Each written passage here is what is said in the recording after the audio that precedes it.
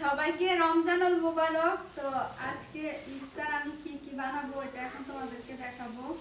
বেশি কিছু বানাবো না, কারণ ইফতার বেশি খাওয়া হয় না আমাদের। মা হচ্ছে কোনো ইফতারই খায় না।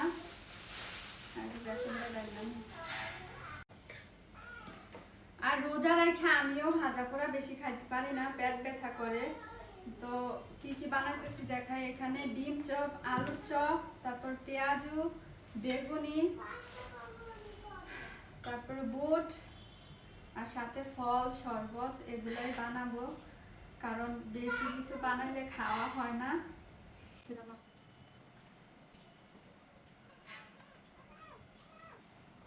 এক ফালতু মহিলা এসে আমাকে কমেন্ট করছে রোজা রাখছেন নাকি নাকি রাখেন নাই।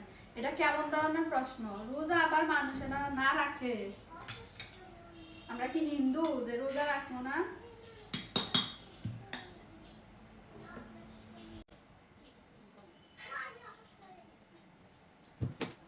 বেসন গুলে রাখবো।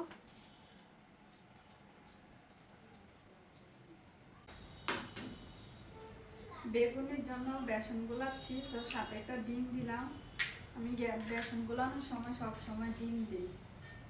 এটাকে এখন গুলে রাখা দিব, তারপর গোসল করবো, নামাজ পড়বো। আমার রান্না বান্না কমপ্লিট, শুধু দুপুরবেলা সরি ইফতারের টাইমে এগুলো ভাজবো।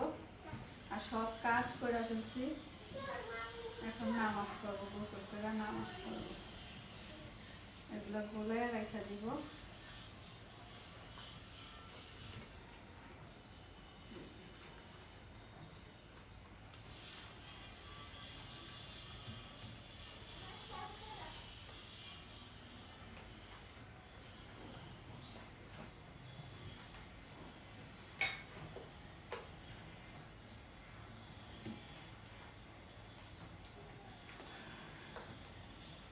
আরো অনেক কিছু বানাইতাম, বাট খাওয়া হয় না। বাবা অসুস্থ, বাবারও জ্বর আসছে, যদি জ্বর ঠান্ডা কাশি কিছুই খাইতে পারে না।